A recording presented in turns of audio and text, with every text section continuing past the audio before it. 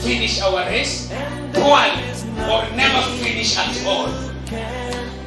People have lost the ground that is ahead of them just because of the surrounding. No one was made in vain. You were made for a specific purpose. Pastors were called anointed pastors, but nowadays they are performers. Listen to the voice of God. Is he the right person to get married to you?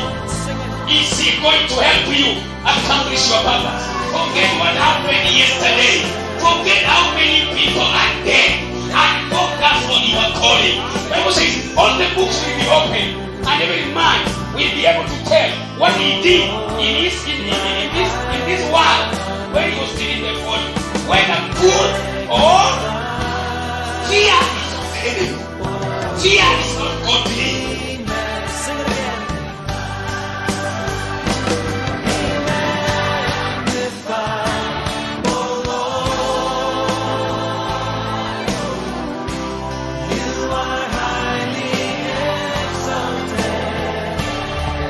Mkono wako kwa Bwana kwa imani as we pray. Father, thank you for your will. Thank you for your power. Thank you, Father, for the guidance and even, Father, for the revelation you are giving unto us as a house and, Father, a church and even a nation. Father, without you, Father, we cannot make anything in life. But we do accomplish everything through your name and according, Father, to your will. Father, I now take over this place through your Holy Spirit. Let the angels of God take over now. Let the angels of God dominate each and every position in our lives now. Father, let your angels now be deployed. Let them be deployed in every area of our life. Father, outside, Father, the circumference, Father, and the perimeter square, God, we call for your angels who will govern us, God, protect us, Lord, and lead us, Father, into your presence in Jesus' mighty name. Father, as we minister your word, let your word come out with authority and with your power, that we are going to submit under your word, because you are saying your word is highly exalted above your name. We believe your word is yourself, God. As we believe in you, we trust in your holy name. And Father, Lord, we know you are going to do everything according to your power and your authority. In Jesus' mighty name, Father, we believe and even pray. Just clap the Lord as you take your seat. Take your seat comfortably in the presence of the Lord. God is good and all the time.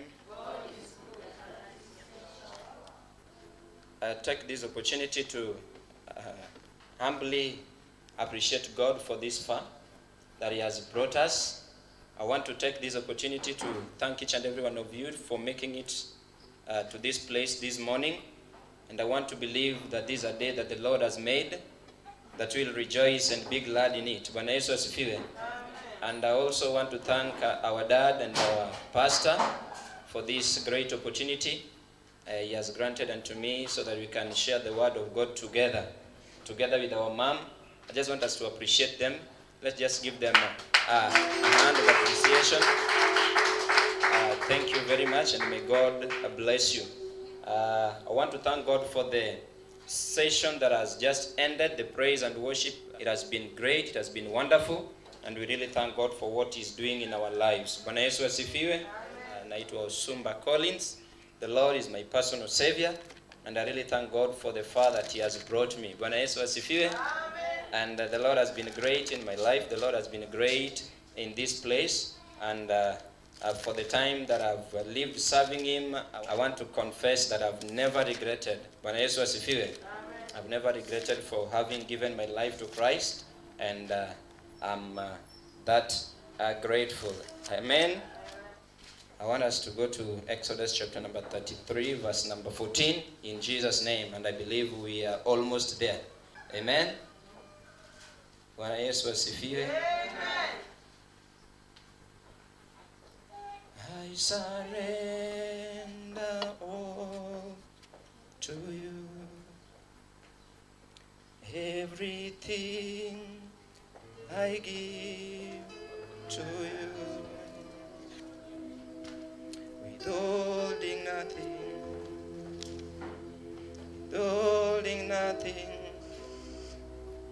I surrender all. That the Lord replied, my presence will go with you, and I will give you rest. Hallelujah. Amen. Father, in the mighty name of Jesus, we want to say thank you. And we want to bless your name this morning because of this great opportunity that you've given unto us. My Lord and my Savior, what else can we be if we are without you, God?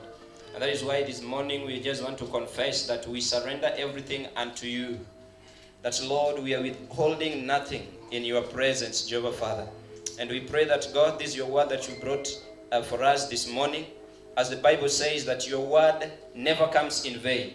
I want to pray that, Lord of all glory, at the end of this, we are going to be in another level. Your word shall have accomplished the mission in the mighty name of Jesus Christ. I want to thank you for every ear that is listening. Everyone that is listening to this word. From wherever they are, I want to pray that, Lord, your presence will locate them. We thank you, Father, and we bless you. For this is our prayer in Jesus' name. Amen. Bwana Yesu asifiwe. Just go back to that word that we've just read from the book of Exodus chapter number 33 and verse 14. For those who didn't get it clear. And the Bible says that he said that my presence will go with you and I will give you rest. Bwana Yesu asifiwe. Today I want us to do much of teaching as we teach one another, as we talk about the presence of God. Bwana Yesu asifiwe. The Lord spoke to me about this message of the presence of God, and I've been going through it for quite some time now. I think it's like 2 weeks, and I really want to thank the Lord because the Bible says that the word of God never comes in vain. Bwana Yesu asifiwe. And many a times we walk around, tunafanya mambo mengi here and there, and then when we come to church, we say we have experienced the presence of God. Bwana Yesu asifiwe. Ama tukiwa nyumbani tunasema we have experienced the presence of God. I wanted us to understand what is this thing called the presence of God, so that we don't get confused. Bwana Yesu asifiwe. So that tusiwe tu labda we are just that we mistake the presence of God. Maybe there are things tukiona tunajua this is the presence of God. Na labda that is not the right thing. Bwana Yesu asifiwe. I want us to get and understand what is this thing we call the presence, so that hata tukiwa nyumbani and the presence comes, Bwana Yesu asifiwe, we will be in a position to identify. Bwana Yesu asifiwe. So that we get to know the presence of God. Ni nini aswa inamaanisha? So that when we go around and sing, may the presence of the Lord comes down, we know what we are talking about. Bwana Yesu asifiwe. I want us to understand from the dictionary, the term presence simply means the act, the fact of existing. The fact of existing. The fact of being available. Bwana Yesu asifiwe. Because, for example, in just a normal circumstance, ukiwa hapa, we can say you are present in this place. Why? Because we can see you. It is the fact, that is the truth, that you are in this place. So from the dictionary understanding, it simply means the fact of existing. The fact of something existing. Bwana Yesu asifiwe. And things can exist in different forms. Amen? Things can exist in physical, like the way you are here, we are seeing you. Things can exist in spiritual. You may not see them, but you can feel their presence. You can feel their effects. The fact that something is existing gives it the qualification to be present. Bwana Yesu asifiwe. So that when we talk of the presence of God, we must be in a position to identify, to know that it is true. And it is a fact that God exists. Bwana Yesu asifiwe. It is true and it is a fact that our God exists. But today we are talking about the presence of God. We are talking about the presence of God. So that every time tukiwa nyumbani, tukiwa kwa kanisa, tukiwa kwa kazi zetu, we can be in a position to know whether we are in the presence of God or not. Bwana Yesu asifiwe. I want to understand, I want us, I believe we all know and we all say that God is omnipresent. Sini kweli? He is everywhere. But not every person is in a position to identify the presence of God. Bwana Yesu asifiwe. The presence of God takes a man and a woman, a lady and a man of faith to identify the presence of God. Bwana Yesu asifiwe. Not everybody who comes to church identifies the presence of God. Not everybody who calls himself a Christian knows how to identify the presence of God. Bwana Yesu asifiwe. When we define the presence of God as a statement, presence of God simply means the close and personal encounter with the Lord. Bwana Yesu asifiwe. The close and personal encounter with our God defines one. That is one of the definitions of the presence of God. Amen. If you are not in a position to encounter God, if you are not in a position to come close to Him, then you may not be in a position to identify His presence. The close and personal encounter with the Lord. Inamaanisha, it is for me and me alone. Amen. And that's why I said sometimes you may come to church and some of us tunatoka kwa kanisa tukisema the presence of God was there. But there's somebody who is there, he hata sense anything. Why? Because it is a personal encounter. Bwana Yesu asifiwe. It is a personal encounter. When our pastor here comes to church and experiences the presence of God, maybe naweza come to church and then I fail to experience it. Why? It is a personal encounter. It is not a family encounter. It is not a ministry encounter. It is not a village encounter. Bwana Yesu asifiwe. It is a personal encounter. And that is why at such a time when we are suffering from this corona thing, those people who are in a position to experience the presence of God, they will walk differently from those people who are not in a position to experience the presence of God. Bwana Yesu asifiwe. Wale ambao wanaweza identify the presence of God, they will be different. Amen. They will be different from those people who are crying of the corona but they are not able to experience the presence of God. So my definition is that it is a personal and a close one. Bwana Yesu asifiwe. A personal and a close encounter. Amen. A personal and a close encounter. It is not a family thing. A couple coming to church, the husband may experience the presence of God and the wife fails to experience. The wife may experience the presence of God and the man fails to experience. The children may experience and the parents fail. Why? It is not a family thing. It is not a nation thing. If Kenya fails to experience the presence of God, God will identify people. There are people in Kenya who are experiencing the presence of God. Bwana Yesu asifiwe. Another definition of presence of God is that presence of God is a place where prayers are heard. Amen. Am I speaking to somebody? Amen. It is a place where prayers are heard. A place where prayers are heard. This is a place where you can go with confidence and call upon the name of the Lord and He hears your prayers. Bwana Yesu asifiwe. It is a place where God listens to people who calls upon Him. Hallelujah. Bwana Yesu asifiwe. Amen. Presence of God is a place where prayers are heard. It is a place where God listens to His people. Amen. And what does it take for God to listen to you? What does it take for God to hear your prayer? The Bible says that the prayer of a sinful man, Bwana Yesu asifiwe, are like noise unto our God. Inamaanisha is not in a position to hear when you are sinful. You are not in a position to access the presence of God when you are sinful. Bwana Yesu asifiwe. When we say it is a place where prayers are heard, it is only prayers of those who are righteous. It is only prayers of those who are ready to do the right thing that is heard in the presence. Bwana Yesu asifiwe. You may come to church and you come to church, but your prayers are not heard. You are not in the presence. Why? You are not clean before the Lord. Bwana Yesu asifiwe.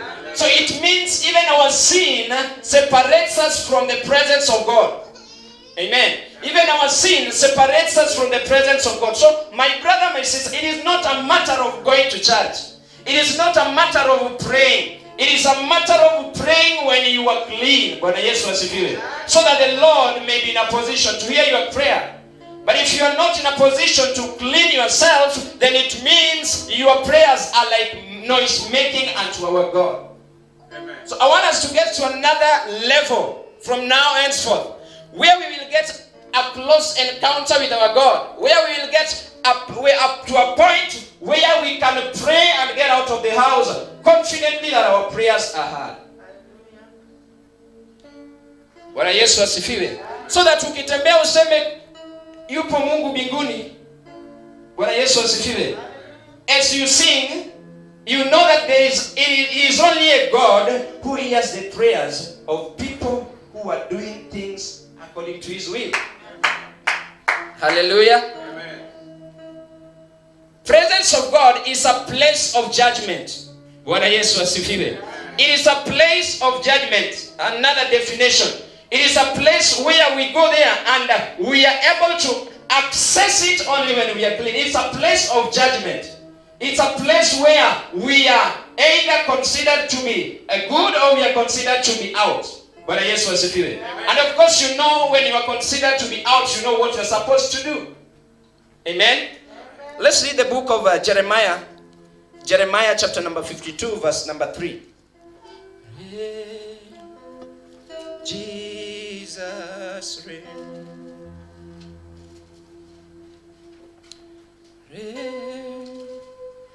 Jesus reign. Hallelujah. Of Zion.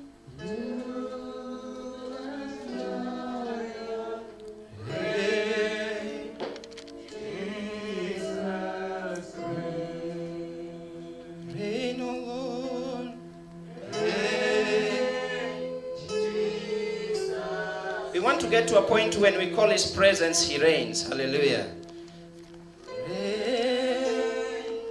Jesus reign. You are the King of Zion, Judah's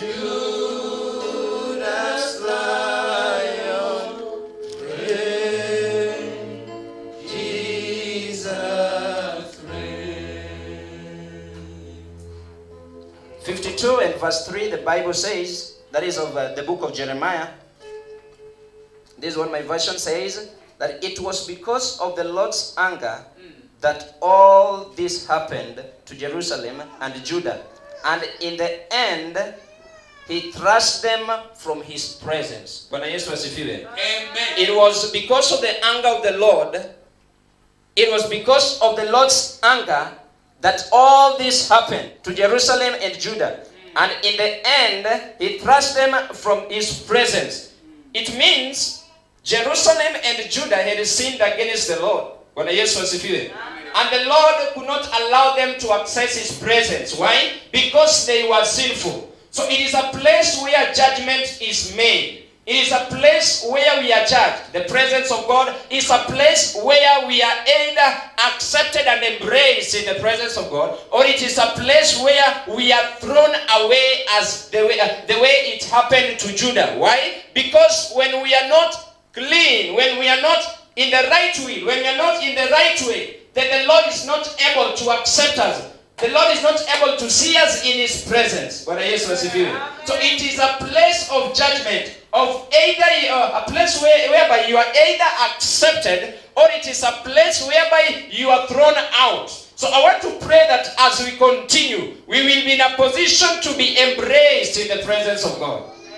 It will be in a position to be embraced. We'll be in a position to be judged. We'll be in a position to be judged in our favor and in the favor of the Holy Spirit in the presence of God. Amen. And as a ministry and as an individual, that should be our prayer. That we will be in a position to be judged well when we approach the presence of God. Amen. It is only in the presence of God where you can go daily and pray, yet you don't belong there. Amen. And somebody once said that it is only God who can allow you to work, yet you are fired long time ago. Bwana Yesu asifiwe. Because if you are a servant of God, you just come here and preach. And there is no connection. Bwana Yesu asifiwe. If you are a worshiper, you just come here and worship. Everybody else in the church just sees you as a worshiper, but there is no connection. You were fired long time ago. Bwana Yesu asifiwe. So it is a place of judgment whereby you are either accepted or you are thrown away. Bwana Yesu asifiwe. Presence of God finally is a place of blessings. Bwana Yesu asifiwe. The presence of God is a place of blessings. Is there somebody in the house who needs God's blessings this morning? Then if you need God's blessing, you must be in a position to access His presence. Bwana Yesu asifiwe. You must be in a position to access His presence. Not just coming to church. Church is not the presence of God. The presence of God is all about you are in a position to connect with Him. You are in a position to encounter Him. Bwana Yesu asifiwe. When Saul encountered Him, he never remained the same. Bwana Yesu asifiwe. People who encountered God never remained the same. Kama wewe, if you claim to have encountered God, yet your ways, your character is still the same, my friend, you have not. Bwana Yesu asifiwe. People who encountered God never remain the same. Look at Jacob. Yes. Amen. Look at Jacob. When Jacob encountered God, everybody else knew that he had encountered God. Amen. When Saul encountered God, even those who were with him knew that he had encountered God. Amen. You claim to have encountered God, even your closest friend. They have never seen any change. Bwana Yesu asifiwe. Presence of God is an encounter. Yes. And when you encounter God, you never remain the same. Bwana Yesu asifiwe. Look at Zacchaeus. Yes. When you encounter God, things must change. Amen. Your character has to change. Amen. Your ways must change. How you talk must change. Bwana Yesu asifiwe. Presence of God is a place of blessing. A place where people receive. This is a place where people pray and they get out confidently that they have received. Bwana Yesu asifiwe. The Bible says whatever we pray for, we should trust that we've already received. Hallelujah. And it is as a result of prayers of those who access the presence of God. That is why Corona is almost coming to an end. Bwana Yesu asifiwe. That is why Corona is almost coming to an end. So if you are there and you need God's blessing, I have a solution for you. Access His presence. Amen. Let that family, that house, create an environment there that God can easily access. Amen. At that workplace, at that office, create an environment there for God. Bwana Yesu asifiwe. Don't cry around looking for, you ask for God's blessing. Are you ready to experience His blessings? Are you ready to experience God's blessing? Bwana Yesu asifiwe. Access God's presence so that you'll be in a position to experience His blessings. Bwana Yesu asifiwe. So that we will be able to experience His blessings. You have talked of 4 definitions of God's presence. It is a place of encounter where you can be in a position to encounter with God. It is a place where prayers are heard. It is a place where you can get out confidently and you have prayed and it is going to happen. Bwana Yesu asifiwe.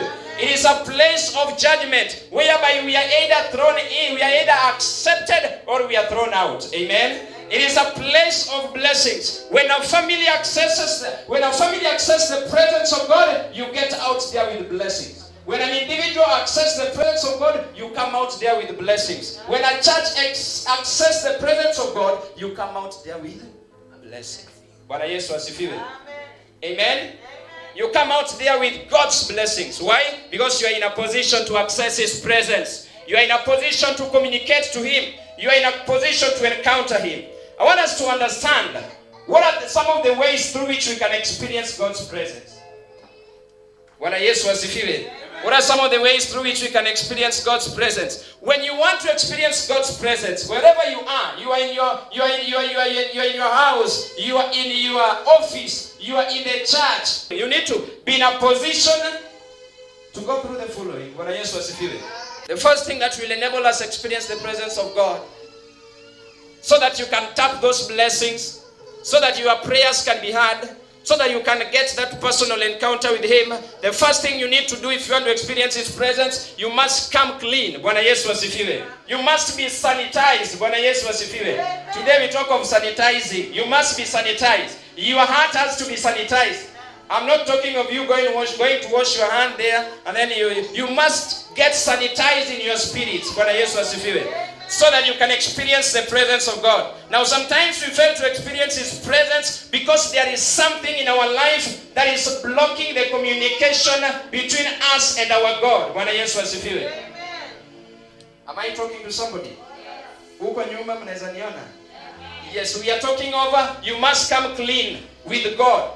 Your ways must be clean. Sometimes we fail to experience God's presence because there is something blocking our communication. The Bible says that it is our sin that separates us from the love of God. That unconfessed sin in your heart prevents you from getting and experiencing God's presence. When you are not in a position to fellowship with Him, when the fellowship between you and God is not restored, you can never experience God's presence. Amen? The Lord wants to fellowship with us.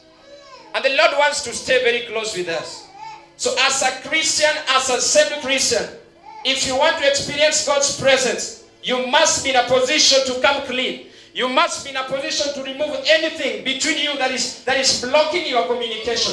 Anything that is blocking your communication. That small sin in your life that is blocking your communication.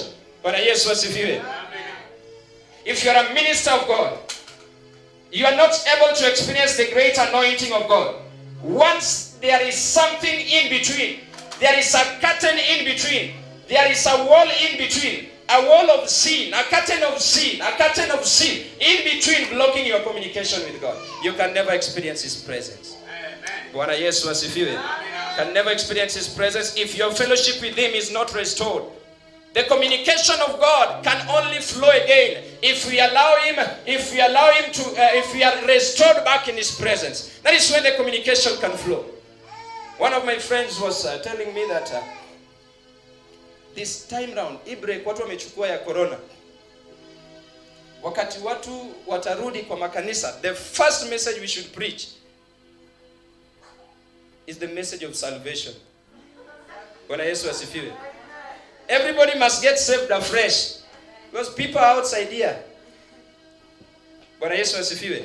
So our relationship, our fellowship with God has to be restored. Bwana Yesu asifiwe.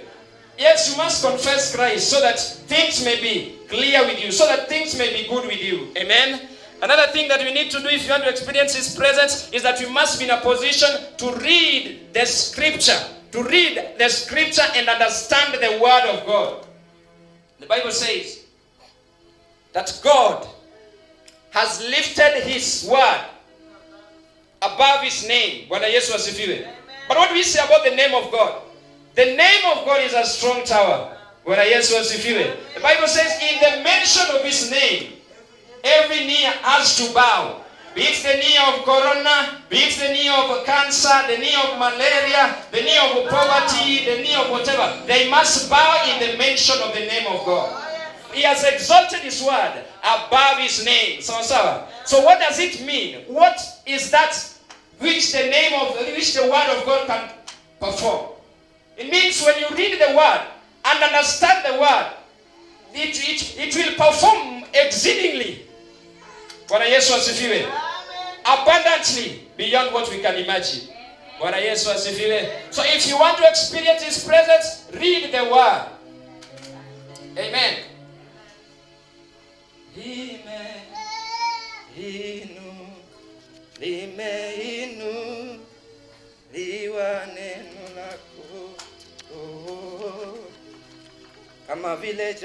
You know that song?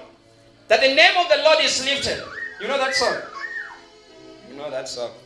You know it. Bwana Yesu asifiwe. So you read the word. Amen. You read the word of the Lord. Understand the scripture. Understand the word of God. Understand what the Bible says. Bwana Yesu asifiwe. Understand what it says. That whenever you understand, you read the word and understand, you will sense His power. The Bible says that the word of God is sharper. Am I talking to somebody? That the word of God is sharper than a double-edged sword. Amen. It is sharp. So it means when you read the word, when the word gets in you, It shall prick your heart. It shall prick your spirit. It shall enable you to identify the weight of God. Bwana Yesu asifiwe. The weight of God shall be felt in your heart. The weight of His presence shall be felt in your heart. So it means you have to be in a position to read the Word. When you read the Word, it is in a position to separate flesh and the spirit. Bwana Yesu asifiwe. Yule ambaye anasoma neno la Bwana, you will be in a position to identify the fleshy things in your life. Bwana Yesu asifiwe. The Word of God is in a position to identify the spirit and the flesh. So that if you have been walking with sin and you don't know it is sin, once you accept the Word, once you read the Word, it will be in a position to identify, to separate the flesh and the spirit. So that if you've been walking around and you feel that you are in the right track, you will be in a position to identify and separate. Amen. Amen. So that is how important the Word of God is. So if you accept and read the Word, you will be in a position to experience His presence, because He will do away with the flesh. He will do away with the fleshy things in the life, and you will remain in spirit. The Bible says we can never please God in flesh. Bwana Yesu asifiwe. The small sins that we walk with are the things that even makes our anointing to leak. Bwana Yesu asifiwe. Amen. They are the few things that makes our anointing to leak. You remember the first time you got saved and maybe you were anointed, you were very well and powerful. The Bible says that our cup runs over. That is in the book of Psalms. Bwana Yesu asifiwe. With anointing. And if your cup iko na shimo, your anointing will keep leaking. Bwana Yesu asifiwe. And it will reach to a point whereby you are now completely dry because your anointing has leaked. Read the Word of God. That is Hebrews chapter number 4 verse 12 talks about how sharp the Word of God is. The Word of God is sharper than double-edged sword. So it is able to place that weight in your heart. A family that understands the Word of God will be in a position to feel how heavy the Word of God is, how powerful the presence of God is. Bwana Yesu asifiwe. So we should be in a position to do that. We should be in a position to understand the Word. The Word is sharper. It is sharp. It will make us understand.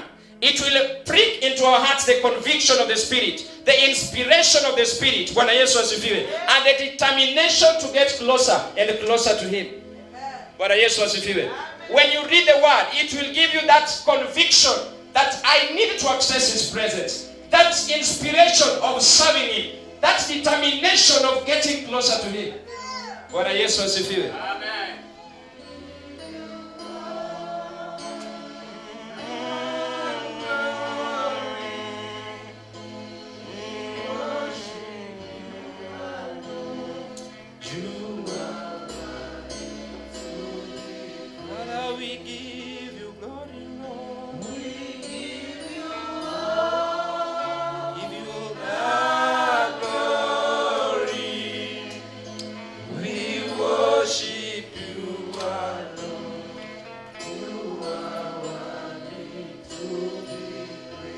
Another way through which we can experience the presence of God is by singing His love song. Bwana Yesu asifiwe. The love songs of God enable us to experience His presence.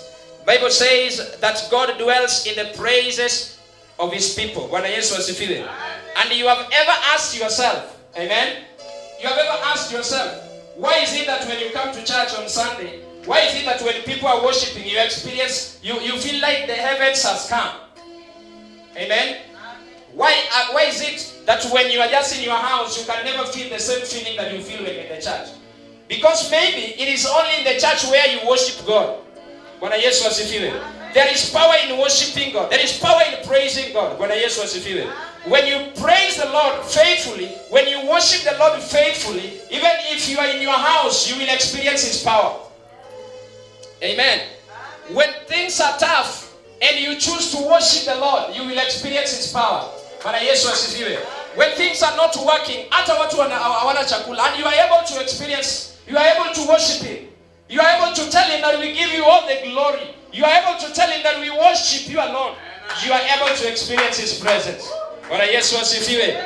So if you have ever wondered, na ukajiuliza, why is it that when I go to to church? Why is it that on a Sunday, when there is worship, I feel like I am in heaven? It is because it is only in church where you yourself you worship God. But when you carry that church into your house and worship the Lord in that kitchen, worship the Lord in that bedroom, you worship the Lord in that sitting room, you are able to experience the presence of God.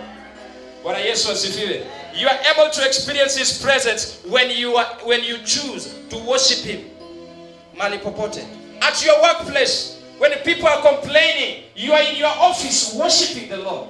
Bwana Yesu asifiwe. You close your doors in your house when things are not working. When there is no food, there is no hope. You open your mouth and lift your hands and worship Him. His presence shall come. And what did we say His presence is? It is a place of blessing. It is a place where prayers are heard.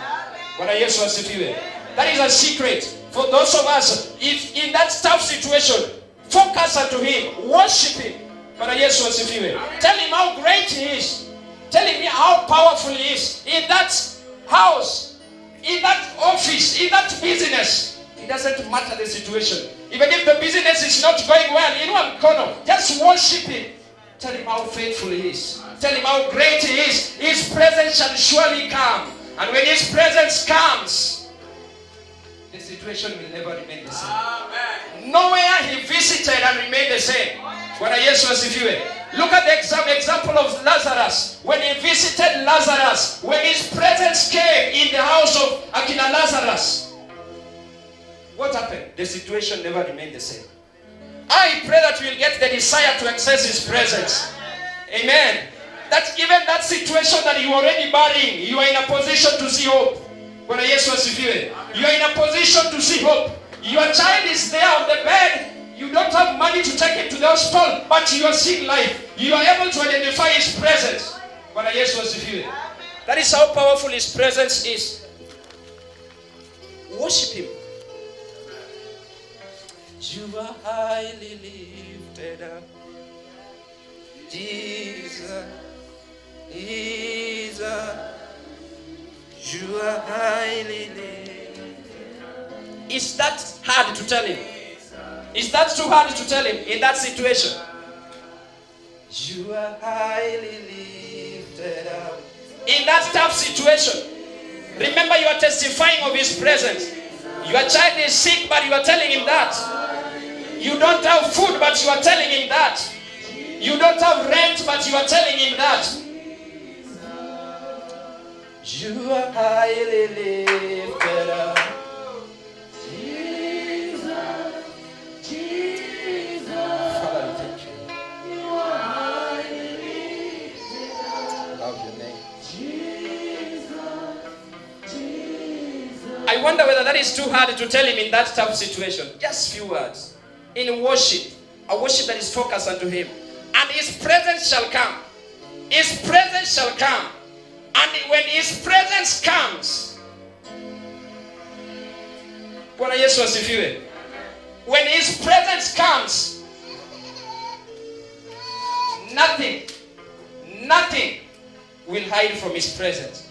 He exposes every wickedness. Bwana Yesu asifiwe. He exposes every evil, every wickedness.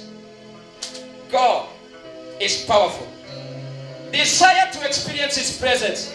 Desire to experience the presence of God. And your life will never remain the same. And you will walk differently. Bwana Yesu asifiwe. When everybody else is magnifying Corona and saying how Corona has beaten them, how Corona has pushed them to the wall, you shall see Jesus. You shall see God. Because you shall be walking in the presence of God. Bwana Yesu asifiwe. If you want to experience the presence of God, proclaim His name. Proclaim His goodness. Bwana Yesu asifiwe. Call upon the name of the Lord. The Bible says there is power in the name of Jesus. The power to heal Corona is in the name of Jesus. The power to reverse curses is in the name of Jesus. The power to deliver you, to lift you from low to high is in the name of Jesus. Amen. Bwana Yesu asifiwe. You have been called upon the name of Jesus. There is power. Hallelujah. There is power in the name of Jesus. The book of Acts chapter number 4 verse 12 talks of the power of God. There is power in the name of Jesus. Speak of His word. Speak of His name. Bwana Yesu asifiwe. Speak of how powerful He is. Amen. And when you call upon his name, he shall answer. Bwana Yesu asifiwe. When you seek his name, he shall answer. He shall come through for you. Call upon his name as a source of calmness in your family. Call upon his name as a source of restoration of your business. Call upon his name as a source of healing in your family. As a source of revival in your ministry. Call upon the name of the Lord. Bwana Yesu asifiwe. As a source of success, even in your studies, even in your whatever you are pursuing, call upon the name of the Lord. The Bible says there is no any other name. Hallelujah. There is no any other name. His name is a strong tower that the righteous run unto it and they are safe. Bwana Yesu asifiwe. The righteous who are running unto the name of the Lord today, they are safe from corona. The righteous who are running unto the name of the Lord, they are safe from poverty. They are safe from sickness. They are safe from any other curse. The righteous who are running into the name of the Lord. Amen. Secret is here. Run and call upon his name. Proclaim his name in that tough situation. Amen. Don't think of any other thing. The situation is tough, yes, but call upon his name. His name is strong. There is no any other name we are given in heaven and on earth through which we can be saved. It is only in the name of Jesus. It is not in the name of our politicians. It is not in the name of the corona. It is not in the name of any other situation. It is in the name of Jesus. It is not in the name of your landlord. Bwana Yesu asifiwe. Amen. It is in the name of Jesus. Call upon his name and you shall experience his presence. Amen. Pray in his presence so that he can take over. Amen. Another way as we come to almost towards an end, through which we can experience God's presence, is that you take a walk in his presence. Take a walk in the presence of God. Observe his creation. Observe how wonderful he is. Observe the goodness he has done in your life. Bwana Yesu asifiwe. Exercise your brain in his presence. Exercise your spirit in his presence. Bwana Yesu asifiwe. What do? When you wake up and you realize that you are too tired. Bwana Yesu asifiwe. Right now, many people are not going job maybe. And you realize that ile kukaa tu unakuta saa zingine umechoka sana. What do? When your body is too tired? They do exercise. Why? To activate their flesh. If you want to experience God's presence, activate your spirit. Bwana Yesu asifiwe. Activate, walk in his presence. Identify the few things that the Lord has given you. Bwana Yesu asifiwe. Identify the few things, the few blessings that he has brought in your life. Walk in his presence. Declare how good he is. Declare how mighty he is. We were sharing one day with one of my friends. She was really encouraging us. And he told us sometimes unaweza kuwa hauna chakula completely. But hadi imefika wakati wa supper, you don't have food. Unaenda unachota maji. Bwana Yesu asifiwe. Kuna watoto unawaekea kwa glasses. And then you thank God for that. Bwana Yesu asifiwe. Unainua mkono unamwambia Mungu, thank you for this fresh water. You have provided for us fresh water to take. And the Lord feels so glorified in that situation. Bwana Yesu asifiwe. God feels so glorified. You don't complain. Amen. You don't complain. Thank him with that little. You know there are people who cannot even access water. Na wakipata ni ile inakaa kama nini. Bwana Yesu asifiwe. Very brown. But he has provided for you water. At least you can take. You thank him for that little. Bwana Yesu asifiwe. And that's why I'm saying you walk in his presence. Identify those small things. Whatever thing you may be despising there, kuna mtu anaitamani elsewhere. Bwana Yesu asifiwe. So instead of complaining, thank God for that small. Identify you are hata kama ni mtoto wako, just appreciate God for that. That's safety. That's good health. How many people are today lying in the bed in hospitals? In the presence of God, you must be ready to appreciate even the small thing. Even the chance to come to church and worship is a privilege. You appreciate. Bwana Yesu asifiwe. So you exercise your spirit. Confess to him how good he has been. We may fail to experience his presence when we have our minds crowded with so many things. When we have so many things crowding our mind, a lot of confusion, a lot of anxieties, a lot of thoughts are running in our mind. Our minds are crowded. We may not experience his presence. But the moment we center our mind on him, the moment we focus on Him, the moment we exhale, we breathe out every distraction, we breathe out every thought, everything that is preoccupying our minds, we will be in a position to experience Him. When you breathe out those worries, hiyo yenye inakimbia kwa akili right now, when you breathe it out, the Lord shall take position in your heart. Bwana Yesu asifiwe. For the Bible says that worries will never even add a single day in our life. Bwana Yesu asifiwe. What can it add? Nothing. Worries can never add anything unto us. Bwana Yesu asifiwe. Breathe out, exhale that worries, exhale that situation, and then you inhale the presence of God. Inhale the desire to access it. Inhale His presence. Bwana Yesu asifiwe. And we can never experience His presence when we disobey. Amen? Any spirit of disobedience in your life will prevent you from accessing His presence. So ensure you obey the Lord. When Moses disobeyed Him, in Exodus chapter number 32, you will read at your own time, he failed to reach the final destination. Bwana Yesu asifiwe. And instead, he died. So ensure you obey the Lord. Obey the Lord. Amen. Devote yourself into serving Him. Anything that we fear most, anything that we love most, anything that takes much of our attention becomes an idol in our lives. Bwana Yesu asifiwe. And it takes the position of God. Anything that you give a lot of weight becomes an idol in our mind, and it takes the position of God. And when God blesses you, you give Him all the victory. You give Him all the advantages. Bwana Yesu asifiwe. His victory belongs to Him. Who can stand against the Lord? No one. No one will.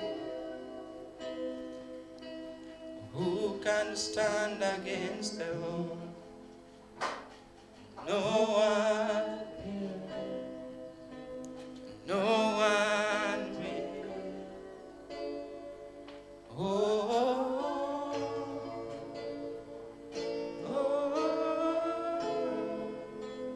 Victory belongs to Jesus.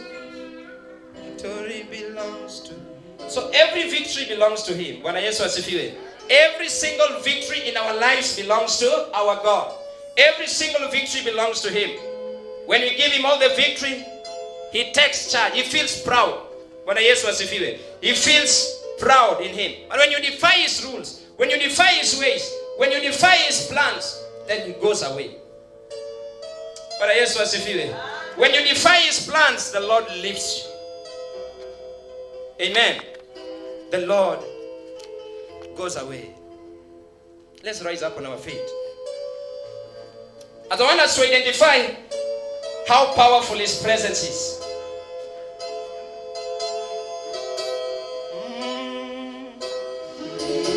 The victory belongs to our God.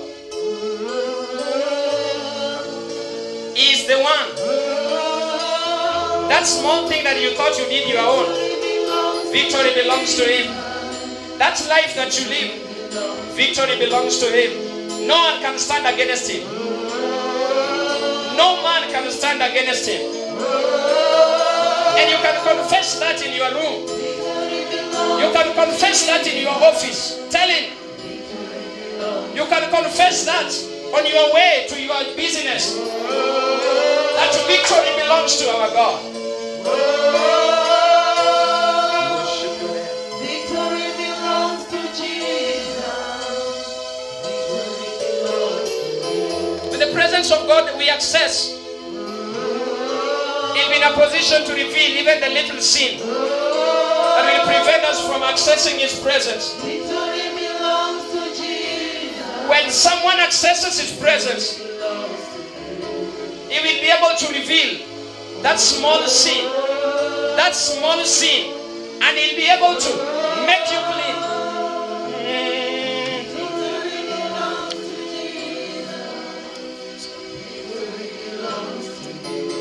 Just a minute, I want us to understand this. The presence of God, in the presence of God there is power. Amen. In the presence of God there is power. And I want us to understand that that power is with us once we access His presence. And we are in a position to do exceedingly, abundantly, beyond what we can imagine. Bwana Yesu asifiwe. Through that power, the presence of God comes with the Holy Spirit. Bwana Yesu asifiwe. There is power in the Spirit of God when we access His presence. Bwana Yesu asifiwe. And then the presence of God finally comes with respect. When you access His presence, you will be respected. Amen. When you access His presence, you will be respected. You don't need to have a lot of money for you to gain respect. You don't need to get a lot of money for you to earn respect from people, from your plotmates, from your workmates, from your family members. What you need to do, access the presence of God. You are there, you feel that you are not respected as you would wish, access His presence. Respect will come. Even that boss shall respect you once the presence of God is with you.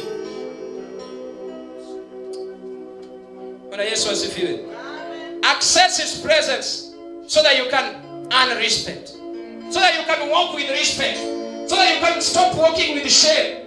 You are walking in this season with confidence. Why? Because you are walking in His presence. If you are there and you really desire His presence, just speak a word. I would wish that as we leave this service today, we will now start walking in the presence of God. We will now start operating in the presence of God. We will now be in another level. Those who are walking in the presence of God are different. They do their things differently. They walk differently. They experience different dimensions of blessings. Father, we thank you. I wish I would hear your voice just proclaiming how you desire. How you desire to experience His presence. Father, we love you. We worship you. We glorify your name. This is a personal encounter, and that's why I don't want to pray for anybody. I just want you to pray for your own self that you may experience it. Father, we love you. And we glorify your name. We celebrate your name. Thank you, my Father. We desire to experience you. We desire to exalt your name. We celebrate your name. Victory belongs to you. Victory belongs to you, God. We bless your name. Oh, yes. We love your name. Oh, my God. We love you. Receive all the honor. We thank you. We thank you. We thank you. You are the Lion of the tribe of Judah. May you magnify yourself in our midst. We desire to walk in your presence. We have walked in confusion. We have walked in the tormentation of the spirits of darkness. We need Jesus, you are worthy. We lift your name. We lift your name. His word, His presence comes with the Holy Spirit. Just proclaim His doing. Proclaim His works. Father, we love you. We worship you. We glorify your name. We celebrate your name. Oh yes. You deserve all the glory. My Father and my God, you are God, you are God, you are God, you are God. You have lifted your name, your word, above your name. Just proclaim how good He is, how wonderful He is, how faithful He is. You have the secret in you. Father, we thank you. We love your name, Holy Spirit of God. Magnify yourself in us. We worship you. We glorify your name.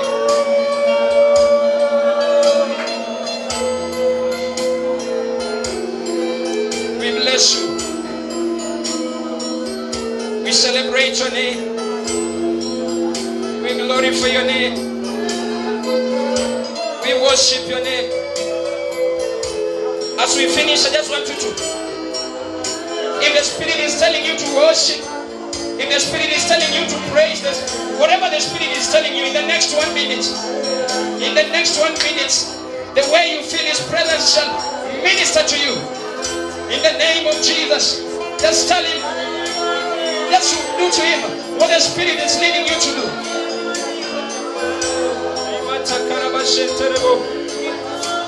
We thank you. Oh, hallelujah. Glorify your name. Bless your name, Jesus.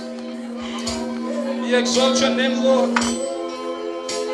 Somebody lift up your hands as you lift your hands in the heavenly places, that the Lord may impact you with His Spirit, that God may come with His presence in your life, that you may witness, that you may encounter the blessings of the Lord. You may encounter the victory of the Lord.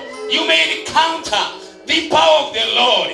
Anybody who encounters the power of the Lord, he never remains the same. His life changes. Your life will change today because you are entering into another level of an encounter. Those who encountered God, they had a testimony. We must carry a testimony. Somebody must carry a testimony.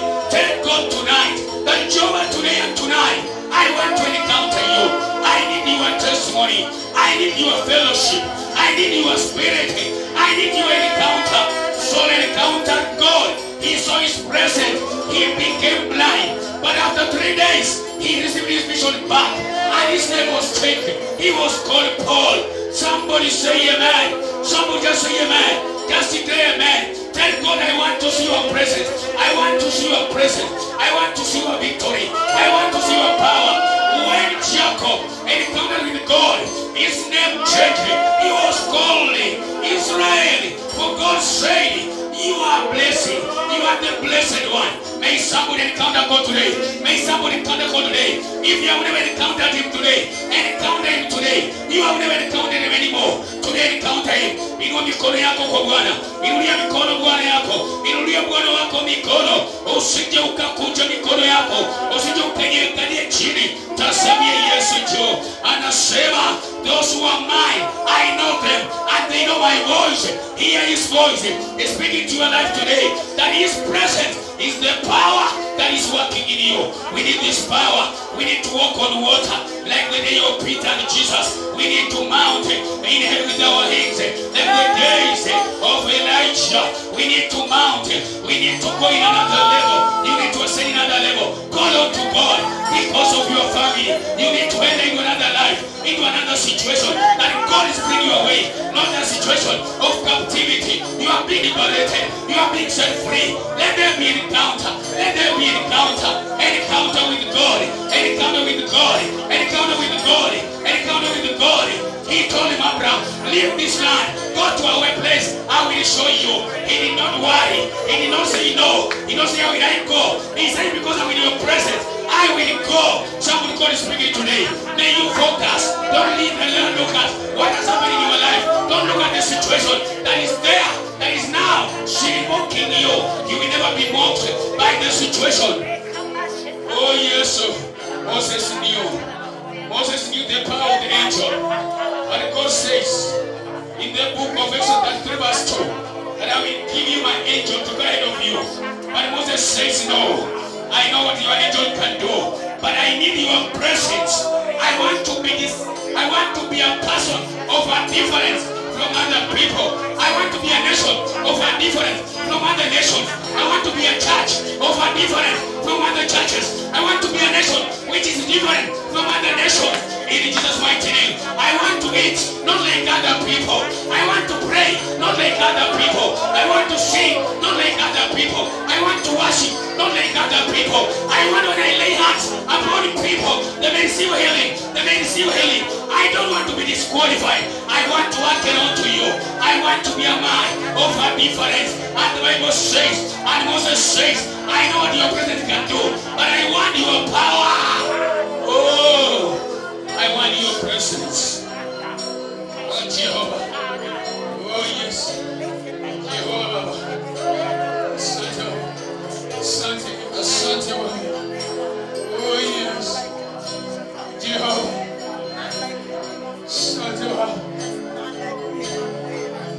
I hear people say I went to an interview and out of 40 people I was only selected one.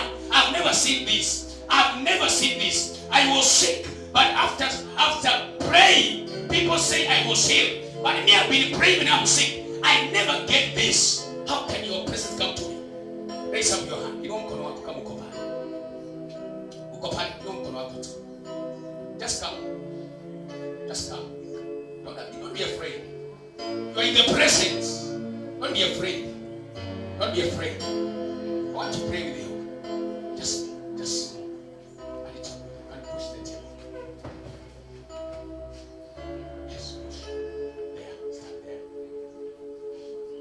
Jesus' mighty name. Nataka kurudia mambo haya nyuma yangu, hata mwenye unatazama kwa TV mahali, unatazama kwa YouTube, inua mkono wako, unampokea Yesu, unataka kumpokea na unataka maisha yako yawe kama. Raise your hand. Say, Abba Father, I come to you today. Accept me as you delete my name out of the book of death, and as you rewrite my name in the Lamb's book of life. I receive you today. Walk with me. May I feel your presence. In Jesus' mighty name, I pray. Get saved as I believe. Amen. Say amen. Father, I pray if there is any obstacle ahead of them, may your presence come inside their life, that they will walk with you. Any iniquity inside them, let it be uprooted in Jesus' mighty name. Let them see their future. Let them receive their portion. Let them never fall down because of an enemy, but every enemy, let them fall before their feet in Jesus' mighty name. I declare favor is locating them. I declare grace. I declare power. I declare authority. I declare power in Jesus' mighty name. Let your spirit walk with them in Jesus' mighty name. In their houses, wherever they are. Father, I lift and stretch my hand upon them. May you, Father, provide to them whatever they need in their houses. Let there be a divine provision. Let them understand your working and your miracles and the favor that is upon them, God. Let the favor that followed the family of Ruth in Jesus' mighty name. Let the favor of Joseph locate them. Let the favor of Mary, the mother of Jesus Christ, locate them. In Jesus' mighty name, Father, we believe and even pray. Somebody say amen. Asante sana kwa kubariki sana. Katika jina la Yesu Kristo. Only you.